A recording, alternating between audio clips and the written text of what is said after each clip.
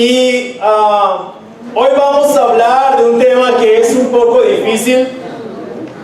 Soy consciente de lo difícil que es ese tema, especialmente por lo que genera emocionalmente, ¿no? Es un tema difícil. Mi sermón del día de hoy se llama La realidad de la vida eterna. La realidad de la vida eterna. Y hoy vamos a estar en Lucas 16, versículo 19 al 31. Lucas 16, versículo 19 al 31. Y Norman Geisler dijo lo siguiente respecto a este tema del que vamos a hablar el día de hoy. Dice: pocas doctrinas se han atacado más que la doctrina del castigo eterno consciente. Por lo general, los incrédulos ponen en duda la existencia del infierno y su justicia. Hasta lo llaman cruel y brutal. Bertrand Russell dijo que quien amenace a la gente con un castigo eterno, como lo hizo Jesús, es inhumano. Ahora bien, cuando tú examinas el Nuevo Testamento,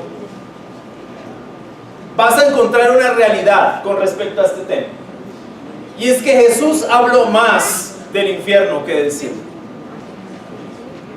Eso es una verdad. Vas a encontrar eso en el Nuevo Testamento. ¿Qué otra cosa debemos tener en cuenta? Aunque el tema del infierno es algo al que le han, digamos que, infringido un componente emocional bastante negativo, es un tema en la Biblia. Es un tema que necesitamos abordar solo por el hecho de que Dios lo aborda y lo presenta en las Escrituras. Solamente por ese hecho. Ahora bien, el hecho de que también por parte de los escépticos se ha generado ese componente emocional negativo, debemos examinarlo con profundidad. Ahora, en esta hora en la que vamos a estar aquí, o en estos 45 minutos, no voy a abordar todo lo que eso significa. Es muy difícil, ¿sí? Abordar todo lo que eso significa, todo lo que eso implica. Me voy a ajustar al pasaje. Voy a intentar ajustarme al pasaje. Y les pido por favor que estemos muy atentos a esto el día de hoy, porque es un tema realmente difícil. No es un tema sencillo. Si nos distraemos, no vamos a entenderlo. Y vamos a terminar pensando cosas que no son. Ahora, yo entiendo lo sensible que es este tema. Lo entiendo profundamente. Entiendo que es un tema difícil. Entiendo que es un tema que no quisiéramos abordar. Y de hecho en el cristianismo contemporáneo, en muchos de los púlpitos hoy en día, no se habla de este tema. No se habla, porque es un tema difícil, es un tema complejo. Si tú le preguntas a las personas en la calle, ¿tú vas al cielo? Claro, claro que sí, pero tenemos que realmente pensar si eso es verdad o no, ¿sí? Desde la Escritura, no desde lo que yo creo, no desde lo que yo pienso, sino desde la Escritura. Vamos a Lucas 16, versículo 19. Vamos a leerlo hasta el 31. Dice: había un hombre rico que se vestía lujosamente y daba espléndidos banquetes todos los días, o se vestía con púrpura y lino fino. A la puerta de su casa se tendía un mendigo llamado Lázaro. No es el mismo Lázaro de Juan 11. Que estaba cubierto de llagas y que hubiera querido llenarse el estómago con lo que caía de la mesa del rico. Hasta los perros se acercaban y le lamían las llagas. Resulta que murió el mendigo y los ángeles se lo llevaron para que estuviera al lado de Abraham o en el seno de Abraham. También murió el rico y lo sepultaron en el infierno, o mejor, la palabra correcta es en el Hades, en medio de sus tormentos. El rico levantó los ojos y vio de lejos a Abraham y a Lázaro junto a él. Así que alzó la voz y lo llamó: Padre Abraham, ten compasión de mí y manda a Lázaro que moje la punta del dedo en agua y me refresque la lengua, porque estoy sufriendo mucho en este fuego, o mucho en esta llama. Pero Abraham le contestó: Hijo, recuerda que durante tu vida te fue muy bien, mientras que a Lázaro le fue muy mal. Pero ahora a él le toca recibir consuelo aquí y a ti sufrir terriblemente. Además de eso, hay un gran abismo entre nosotros y ustedes, de modo que los que quieren pasar de aquí para allá no pueden, ni tampoco pueden los de allá para acá. Él respondió: entonces te ruego, Padre, que mandes a Lázaro a la casa de mi padre, para que advierta a mis 5 hermanos y no vengan ellos también a este lugar de tormento. Pero Abraham le contestó: ya tienen a Moisés y a los profetas, que les hagan caso a ellos. No les harán caso, padre Abraham, replicó el rico. En cambio, si se les presenta uno de entre los muertos, entonces sí se arrepentirán. Abraham le dijo: si no les hacen caso a Moisés y a los profetas, tampoco se convencerán, aunque alguien se levante de entre los muertos. Y lo que hace Jesús aquí es narrar una historia que algunos consideran parábola, otros no, en la que presenta 2 realidades: la realidad de la vida en la tierra y la realidad de la vida eterna. Y como la primera realidad determina necesariamente la segunda. Es decir, lo que hacemos aquí determina nuestra eternidad. Lo primero que vamos a observar en el pasaje, estudiando este pasaje, es la realidad de la vida aquí en la tierra. De los versículos 19 al 21. En estos versículos, Lucas evidencia con absoluta precisión una historia narrada por Jesús, que, como les dije, algunos consideran que es parábola, otros no.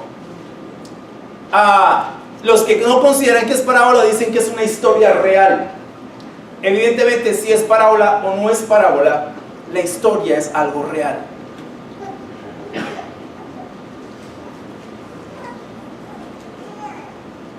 Luego de enseñar la parábola del administrador astuto y de instruir con respecto a la ley y los profetas y el divorcio, dicha historia tiene muy seguramente una conexión muy fuerte con la parábola del administrador astuto, especialmente en respuesta a la burla que los fariseos hacen con respuesta a su enseñanza sobre el dinero. Es importante recordar que los fariseos eran amantes del dinero y las enseñanzas de Jesús al respecto les parecían ridículas. No sé si se acuerdan de eso. Jesús comienza su narración con el relato de un hombre rico que se vestía lujosamente o de púrpura y lino fino. Es importante señalar aquí que cuando aparece esta imagen de la vestimenta del hombre rico, hace alusión objetivamente a un hombre exageradamente rico, o como se diría hoy, muy coloquialmente, podrido en plata. Este hombre ofrecía espléndidos banquetes todos los días. Era un hombre dedicado al ocio y a la ostentación. Tenía tanto dinero que de verdad no sabía en qué gastarlo. Se dedicó al ocio, se dedicó a la ostentación, a hacer banquetes, a hacer fiestas, a divertirse, a gozar de la vida. En conexión con el contexto de la parábola del administrador astuto y concretamente con los fariseos amantes del dinero, además del contexto inmediato de la narración, este hombre es la representación de la realidad del hombre que decidió amar y servir al Señor dinero, al mamón de injusticia, en lugar de servir y amar a Dios, el Dios de Abraham. Lógicamente, y aquí quiero aclarar eso, el pasaje no se refiere a todos los ricos, es decir, hay personas ricas en la Biblia como Abraham y José de Arimatea, que sirvieron al Señor, que decidieron poner su confianza en Dios. Pero aquí es importante señalar que es posible encontrar pobres, materialmente hablando, que han decidido servir al dinero, que hay en ellos un deseo constante de hacerse ricos y han apartado su vista y corazón de todo aquello que no sea dinero. Nuestra sociedad de consumo se ajusta perfectamente a esto. Porque en esta sociedad de consumo todo el mundo quiere tener dinero. Y la carrera principal en esta sociedad de consumo es ser exitoso y tener dinero. Es todo, ese es todo el ideal. El ideal de nuestra sociedad es ese: ser exitoso y tener muchísimo dinero. Por otro lado, en la narración está Lázaro. Y aquí también es importante señalar que es la primera vez que Jesús menciona por su nombre a uno de sus personajes en una parábola. Por eso muchos dicen que eso es una historia real. El nombre Lázaro es la forma abreviada de Eleazar y significa Dios es ayuda. Eso significa Lázaro. Este Lázaro está escrito como un mendigo, cubierto de llagas. Era un hombre en una condición verdaderamente lamentable, completamente desposeído de todo lo necesario, en la más extrema de todas las pobrezas. Y este hombre, Lázaro, había sido echado, ni siquiera le había llegado por sus propios medios, había sido echado a la puerta del rico. El texto también nos dice que él hubiera querido llenarse el estómago con las migajas que caían de la mesa del rico, pero al parecer nadie se las daba. Estas migajas no eran necesariamente comida. Algunos comentaristas señalan que estas migajas eran una especie de servilleta. Eran migas de pan que colocaban en un plato, en un recipiente, y las personas tomaban esta miga de pan y después de haber comido, como en ese tiempo no habían tenedores ni cubiertos ni nada de esas cosas, comían con la mano. Después de comer, tomaban las migas de pan, se limpiaban las manos y eso era lo que caía al piso. Lázaro quería comer eso y ni siquiera eso pudo comer. Nadie se las pasaba, ni siquiera podía desplazarse para llegar allí. Y por si le faltaran males, hasta los perros se acercaban y le lamían las llagas. Los perros eran considerados animales impuros en el judaísmo de esa época. Era la única medicina que de alguna forma tal vez podría producirle algún alivio a sus llagas. Era lo único que tenía. La única verdadera posesión de este hombre mendigo era, como lo señala su nombre, Dios. Dios era su única posesión. A pesar de su miseria y aflicciones, este hombre había decidido poner su confianza en Dios. Él era su ayuda. Eso representaba su nombre. Él era su esperanza, y a pesar de su condición física, como lo clarifica el contexto, su verdadera y mayor posesión era Dios. Este hombre representa no necesariamente al pobre materialmente hablando, porque como lo señalamos anteriormente, hay pobres cuya posesión no es Dios.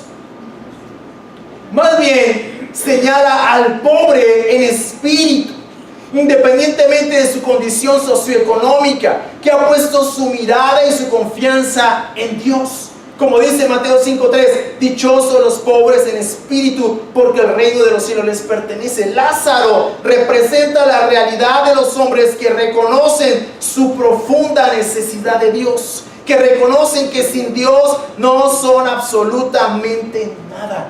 Lázaro representa a estos desposeídos cuya mayor posesión, cuyo mayor tesoro es Dios y su voluntad. Esos que teniéndolo todo o no teniendo nada, reconocen que sin Dios no tienen absolutamente nada.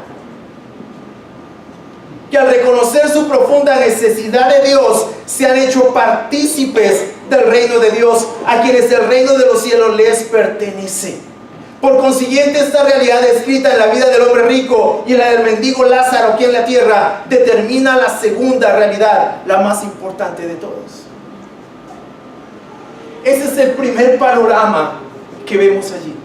Y es un panorama que de alguna forma se vincula muchísimo con nuestra propia realidad. Muchos hemos vivido de esa forma. Como el rico o como el pobre. El rico no fue al lugar de castigo por ser rico. El rico fue a ese lugar de castigo, como lo menciona el texto, porque había dejado de ver a Dios. Había decidido servir al dinero antes que a Dios. Y Jesús dijo, nadie puede servir a dos señores, porque amará a uno y odiará al otro. Este rico había decidido servir al dinero y terminó odiando a Dios, apartándose de Dios. Representa esta realidad en la que nos encontramos hoy en día. No necesariamente habla de una condición socioeconómica, habla de la condición del corazón, porque Jesús mismo dijo, donde esté tu tesoro, allí estará tu corazón. No habla de una condición socioeconómica, habla de una condición del corazón. Como dijo alguien por ahí, hay gente tan pobre que solo tiene plata.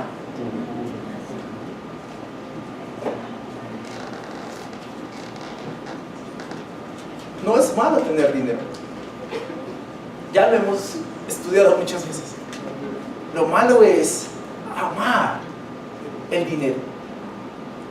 Porque el amor al dinero es raíz de toda clase de males. Y quizás el mal más grande, el principal mal, el más terrible, es estar apartado de Dios. Así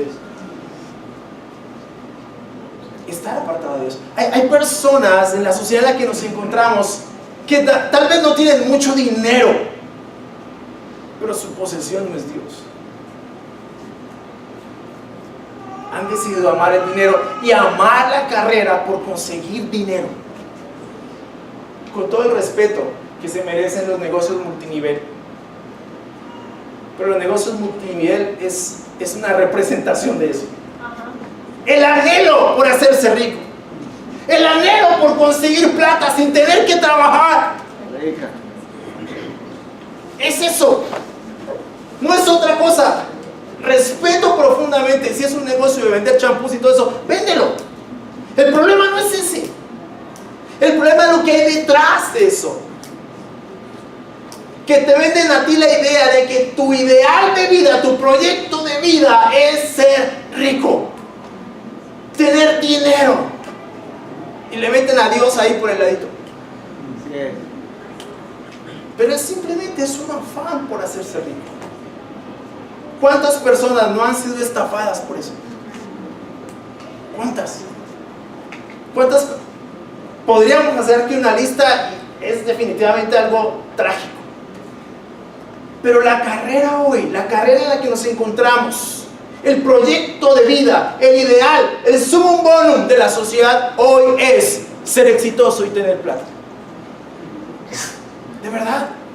¿Cuántas personas hoy han decidido dejar sus familias, a sus hijos, por un trabajo.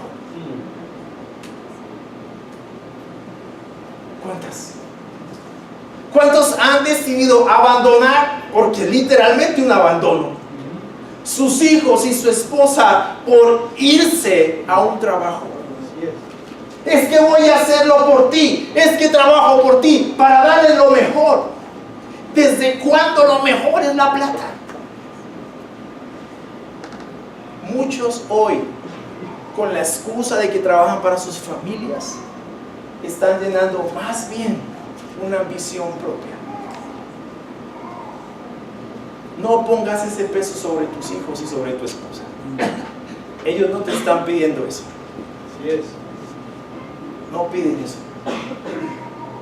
Mucho de lo que conocemos como consumismo hoy está orientado básicamente a servirnos a nosotros mismos. Este hombre hacía banquetes todos los días. Todos los días. Se divertía, gozaba de la vida, es impresionante. Muchos hoy viven así. Pero no pensó en un pobre mendigo en la puerta de su casa, que todos los días tiraban allí. No pensó en por lo menos acercarle un plato de toda la que había. No pensó en eso. ¿Cuánta falta de compasión hoy hay, hermanos, con respecto a eso? ¿Cuánta falta de compasión hay hoy por el que no tiene? Pero estamos en una lucha por abarcar, por tener, por tener, por tener, y por tener, y por tener, y por tener. Y no sabemos después en qué gastar todo ese dinero. Nunca nos satisfacemos. Pero aún siendo pobres podemos estar pensando de esa manera. Alguien dijo también que rico no es el que más tiene, sino el que menos necesita.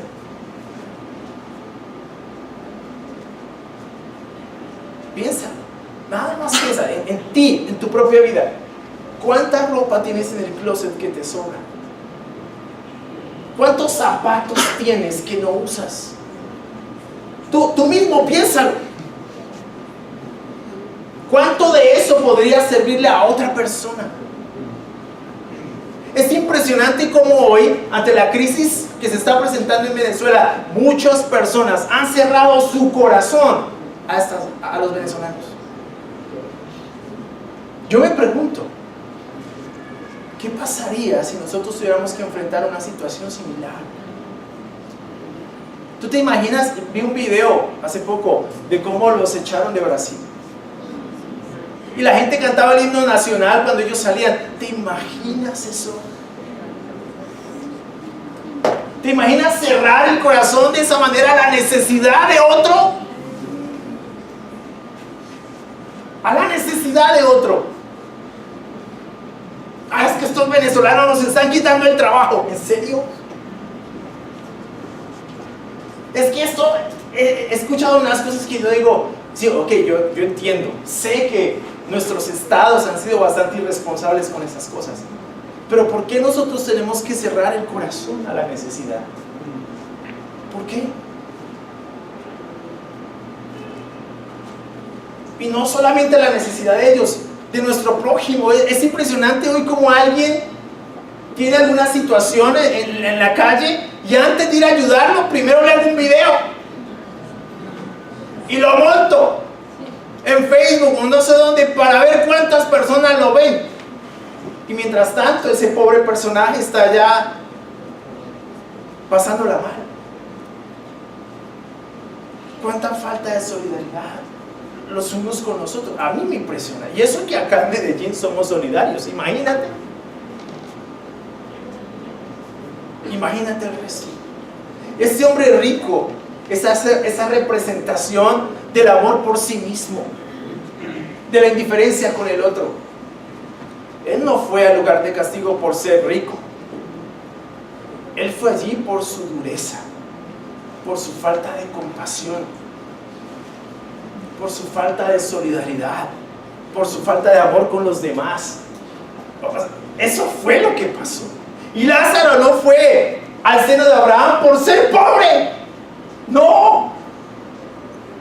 No todos los pobres van a ir al cielo, eso no es cierto. Ni todos los ricos van a ir al infierno, eso tampoco es cierto. Lázaro fue allí porque él había puesto su confianza en Dios. Eso fue lo que hizo la diferencia. Él fue un pobre, pero más que todo fue un pobre en espíritu.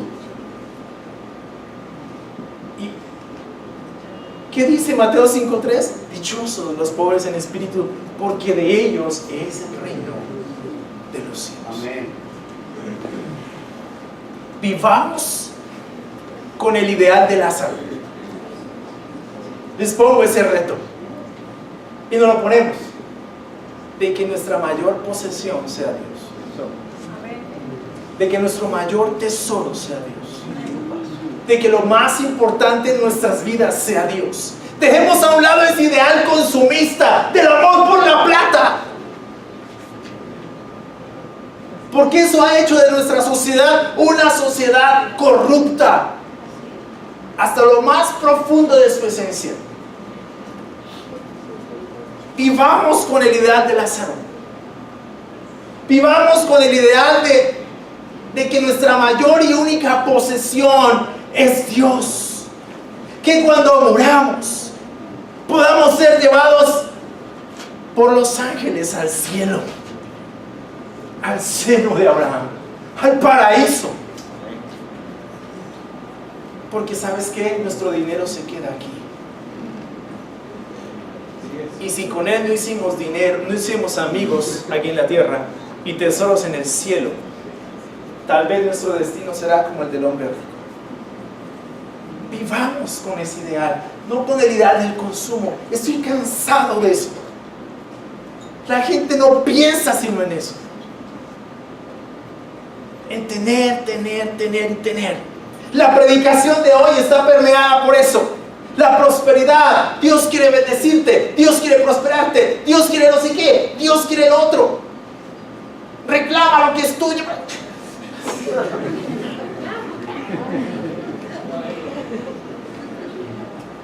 Y uno dice, ¿y dónde queda el servir y amar a Dios? ¿Dónde queda que nuestro mayor tesoro es Dios? ¿Dónde queda eso?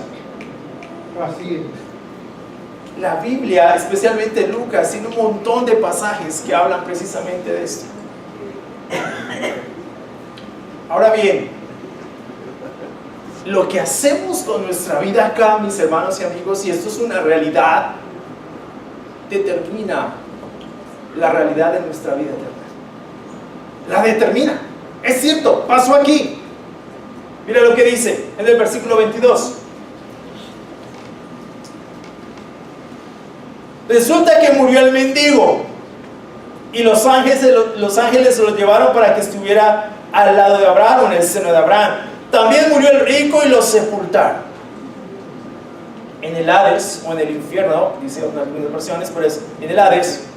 En medio de sus tormentos, el rico levantó los ojos y vio de lejos a Abraham y a Lázaro junto a él. Así que alzó la voz y lo llamó: ¡Padre Abraham! Ahora sí era Padre Abraham. Ten compasión de mí y manda a Lázaro que moje la punta del dedo en agua y me refresque la lengua, porque estoy sufriendo mucho en este fuego. Jesús prosigue su relato diciendo que el mendigo murió. Ahora bien, no dice nada en absoluto de si fue sepultado o no.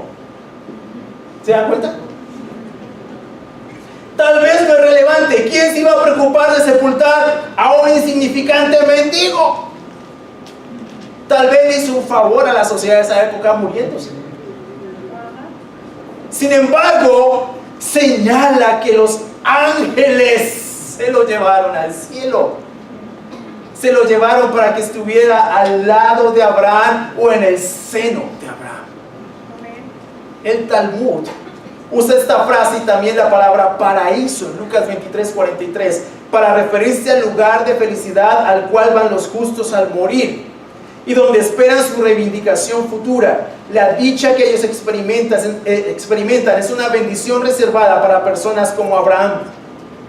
Leo Boles señala al respecto: para el judío, Abraham era el centro, el punto de reunión en el paraíso. Algunos comentaristas creen que el seno de Abraham era un nombre que se daba a la sección del mundo desconocido o lugar de los espíritus donde los patriarcas y los justos descansaban felizmente. Es parecida a la expresión de Jesús en Mateo 8:11. Esta descripción coincide con el concepto que el fariseo tenía con respecto a la bendición futura de los justos. Abraham era el padre de los fieles y cabeza de toda la familia de Israel, de modo que estar con él después de la muerte significaba gozar de absoluta felicidad. Lázaro, al poner su confianza en Dios, evidenciaba ser un hombre justo y fue llevado a gozar de la bendición de los justos al lado de Abraham. Y esto era muy significativo para un judío. Jesús continúa diciendo que el rico también murió y lo sepultaron. De él sí habla que lo sepultaron. Es importante notar que con respecto al rico, sí se menciona su sepultura. Muy seguramente fue un funeral digno de la posición que ostentaba, contrario a Lázaro. Tal vez mucha gente compartió en su funeral. Dijeron lo buena gente que era, porque miren, no hay muerto malo ni novia fea. ¿Es en serio? Eso decía mi abuelita, ¿no? Lo realmente triste y penoso del asunto es que fue llevado a un lugar de castigo en el Hades. Ya no fueron los ángeles quienes lo llevaron al seno de Abraham. Hades es un término muy amplio y general que conlleva la idea de localidad. Una gran mayoría de eruditos en el Nuevo Testamento están de acuerdo en que Hades o Seol, que es el término equivalente en el hebreo y señala el mismo lugar, representa el lugar donde van todos los que mueren. Boles lo describe como ese lugar o condición del alma después de la muerte. Está dividido en dos partes, una para los que reciben bendición y descanso y la otra que es de castigo. Es descrito como un estado intermedio en el que las almas de los que han muerto están a la espera de la resurrección y el juicio final. Sin embargo, es un lugar donde tanto la bendición y el castigo son experimentadas de forma consciente. Cuando morimos, todos vamos a ese lugar, al Hades o al cielo. Dependiendo de lo que hayamos vivido acá o en qué hayamos puesto nuestra confianza aquí, vamos al paraíso, que es una parte de ese Hades o Seol, o al lugar de castigo, que es otra parte de ese Hades o Seol. Dependiendo de en qué hayamos puesto nuestra confianza. Y es un lugar donde tanto la bendición como el castigo se experimentan de forma consciente. Es importante notar lo que dice el hombre rico. Y en el Hades, dice el hombre rico, alzó sus ojos estando en tormentos, y vio de lejos a Abraham y a Lázaro en su seno. Entonces él, dando voces, dijo: Padre Abraham, ten misericordia de mí y envía a Lázaro para que moje la punta de su dedo en agua y refresque mi lengua, porque estoy atormentado en esta llama. Evidentemente el rico estaba sufriendo el castigo, producto de sus maldades y falta de compasión aquí en la tierra. No usó su dinero para ganar amigos ni para hacer tesoros en el cielo. Hizo del dinero, del mamón de injusticia, su Dios y Señor, y ahora estaba sufriendo las consecuencias de su infidelidad. Este hombre era un judío. Llamó a Abraham su padre. Y alguien que no es judío no llama a Abraham su padre. Sin embargo, se había alejado de la fe de Abraham. Muy seguramente era hijo del linaje de Abraham, pero no de la fe de Abraham. El rico reconoció que estaba siendo castigado. La experiencia del hombre rico en el Hades indica que los tormentos del infierno, el fuego, la agonía y la separación comienzan allí. Abraham, continúa Jesús, le responde al rico, sin negar el hecho de que es descendiente suyo: hijo, acuérdate que recibiste tus bienes en tu vida, y Lázaro también males, pero ahora este es consolado aquí y tú atormentado. Fíjate que la Biblia no dice que él recibió sus males, sino que recibió males. También señala Abraham que hay un gran abismo entre ellos y es imposible la realización de la petición que el rico hace. Va a ser un lugar, o es un lugar, donde tanto la bendición, el consuelo, se experimenta de forma consciente, de la misma forma que el castigo. Pero depende mucho de quienes somos aquí y de lo que hacemos aquí. Fue lo que pasó con el rico, fue lo que pasó con Lázaro. ¿Tenemos la oportunidad de estar en el paraíso? Por supuesto. Es el mismo lugar donde Jesús le dijo al ladrón: hoy estarás conmigo en el paraíso. Hoy estarás conmigo en el paraíso. Fue el mismo lugar al que Jesús llevó a este ladrón. Hoy puedes estar en el paraíso. Hoy puedes tener la oportunidad de ir a ese lugar el día en que no estés más en esta tierra. Pero depende en este momento de en quién pongas tu confianza. Depende de quién sea tu tesoro, tu mayor tesoro. Depende de dónde esté puesto tu corazón, tu vida. Depende de cómo vivas eso. ¿Sabes qué me anima? Cuando estaba estudiando este tema, somos una sociedad muy corrupta, hermanos. Muy corrupta. Uno de los grandes problemas de nuestra sociedad es ese. El mayor problema, quizás el problema del que se desprenden todos los demás problemas. Yo hablaba el viernes que a veces nos sentimos en esta sociedad como desprotegidos. A veces vamos pensando por la vida: ¿será que esta gente que se sale con la suya realmente se va a salir con la suya? ¿Realmente el que hace tanto daño jamás va a ser castigado? ¿Sabes qué me anima esto? Que la maldad va a ser castigada, que la corrupción va a ser castigada. ¿Por qué? Porque Dios es justo. El infierno, este lugar de castigo, es necesario por la justicia de Dios. Si no existiera este lugar, ¿cómo podríamos decir que Dios es justo? Un Dios que no castiga el pecado no es justo. Pero también por su amor, por su soberanía, por la dignidad humana y por la cruz de Cristo, es necesario ese lugar.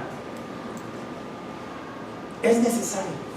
Me animaba tanto a decir: ok, Dios, yo sé que ninguno de nosotros, a menos que se arrepienta, se va a escapar de tu justicia. Pero también tenemos la oportunidad de ir a donde fue Lázaro. Todo se determina acá y no hay segundas oportunidades.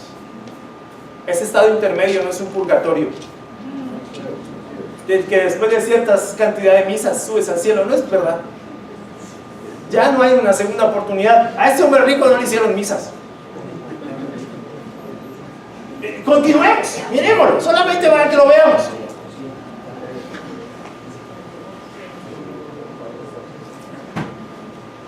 En el versículo 27 él respondió: entonces te ruego, Padre, que mandes a Lázaro a la casa de mi padre, para que advierta a mis 5 hermanos y no vengan ellos también a este lugar de tormento. Pero Abraham le contestó: ya tienen a Moisés y a los profetas, que les hagan caso a ellos. No les harán caso, padre Abraham. No les harán caso, replicó el rico. En cambio, si se les presenta uno de entre los muertos, entonces sí se arrepentirán. Y Abraham le dice: no. Si no les hacen caso a Moisés y a los profetas, tampoco se convencerán, aunque alguien se levante de entre los muertos. El rico, en medio de sus tormentos, se preocupa por sus hermanos. Tal vez la primera vez que se preocupaba por alguien.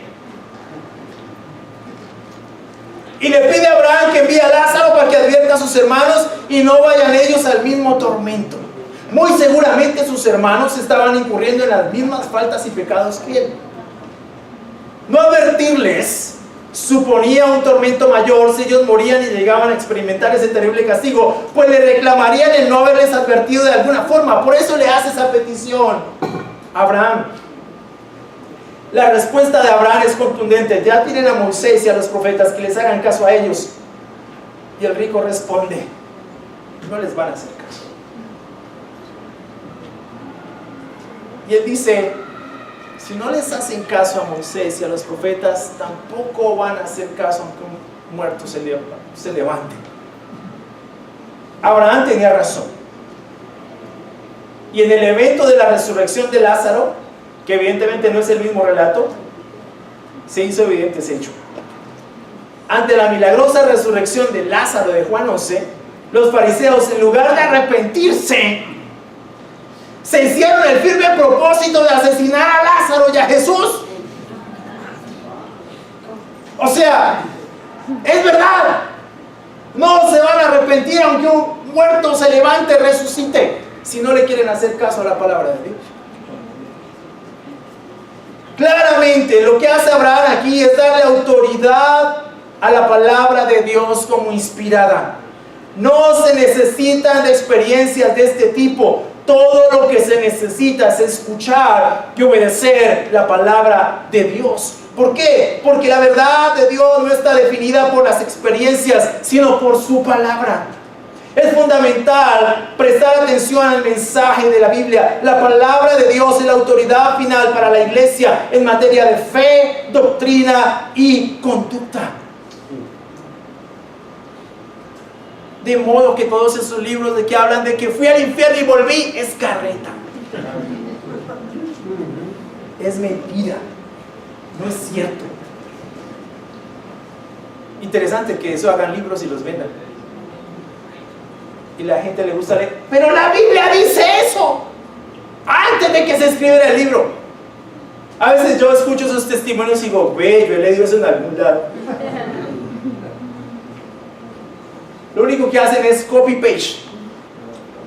Copian de la Biblia y lo pegan. Sí, miren, es lo que dice la Escritura. Le vamos a hacer más caso a una supuesta experiencia de un personaje que ni conocemos que a la misma Biblia. La experiencia no define la verdad de Dios. La verdad de Dios está definida por su palabra, por su autorrevelación. Es la palabra de Dios a la que tenemos nosotros que obedecer. Y Abraham le da una autoridad importante, fundamental a la palabra de Dios. La palabra de Dios, la Biblia, mis hermanos, es nuestra regla, nuestro canon de fe, doctrina y conducta. Es todo lo que necesitamos. No necesitamos absolutamente nada más, solamente la Biblia. Por otro lado, es fundamental tener en cuenta y decidir aquí y ahora nuestro destino en la vida eterna. Ese destino se define aquí en la tierra. Después de que morimos, como lo acabamos de comprobar, no hay lugar para segundas oportunidades. El juicio comienza una vez partimos de este mundo a la presencia del Señor. Hebreos 9:27. Nuestra realidad en la tierra, sea la que sea, define necesariamente nuestra realidad en la vida eterna. En Juan 12, 46, 48, para terminar, vamos allí.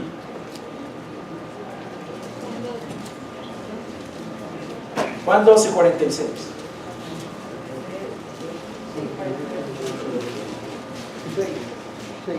Juan 12, 46. Yo soy la luz que ha venido al mundo para que todo el que crea en mí no viva en tinieblas. Si alguno escucha mis palabras, pero no las obedece, no seré yo quien lo juzgue, pues no vine a juzgar al mundo sino a salvarlo. El que me rechaza y no acepta mis palabras tiene quien lo juzgue. La palabra que yo he proclamado lo condenará en el día final. Yo no he hablado por mi propia cuenta. El Padre que me envió me ordenó qué decir y cómo decirlo. Por eso es que su palabra es lo más importante para nosotros. Solo su palabra define la verdad de su voluntad y de nuestra eternidad. Por eso es importante y urgente, de acuerdo al pasaje que acabamos de estudiar en Lucas, escuchar y obedecer la palabra de Dios. Este es un tema que nunca dejará de ser difícil. Sin embargo, a pesar de lo difícil que pueda ser, mientras estemos con vida, tenemos la oportunidad de volvernos a Dios, poner nuestra mirada, nuestra confianza en Él y disfrutar de una eternidad en su bendita presencia. Tenemos esa oportunidad. Podemos hacerlo. Tienes esa oportunidad si nos visitas por primera vez. Mira, es urgente. Quiero tomarme un minuto para decirte que es urgente. Así No es. le des plazos a esto. Estudia las Escrituras.